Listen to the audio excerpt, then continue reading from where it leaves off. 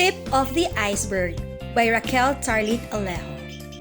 Hello, I am teacher Raquel and I'm currently enrolled at Brigham Young University, Idaho online program. I'm taking TESOL or Teaching English as a Second Language 102 and 105. Part of these subjects is for us to learn how to do lesson plan in different formats. And we are also learning philosophies, approaches, methods, and techniques.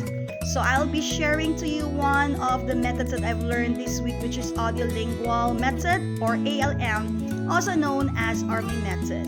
What I'm going to share to you is like a tip of the iceberg. However, it's not superficial, yet it is substantial that will stimulate you to research more on this method. I hope you like it.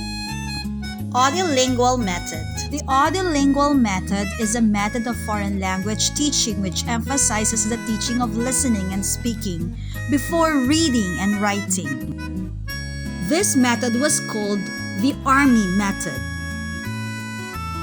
Audiolingual method or ALM was anchored under behaviorist psychology. It states that people are conditioned to learn many forms of behavior, including language, through the process of training or conditioning. Based on Skinner's behaviorism theory, it assumed that a human being can be trained using a system of reinforcement. Correct behavior receives positive feedback while errors receive negative feedback. What are the techniques that a teacher can use? Number 1, drill. The more something is practiced, the better it's learned. Number 2, memorizing a dialogue and reciting in class for a grade.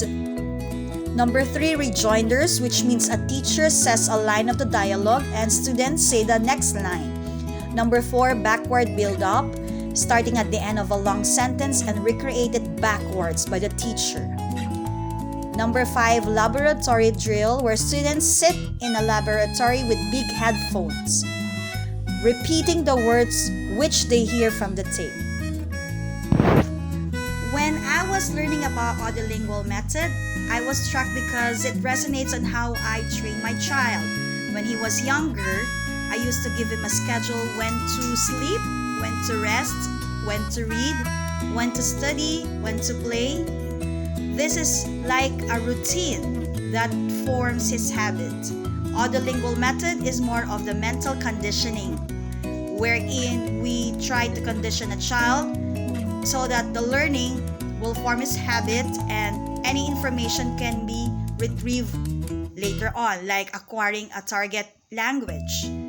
However, in each method, there's always a good side and a downside. So it is up to the teacher which method should be used for his learners.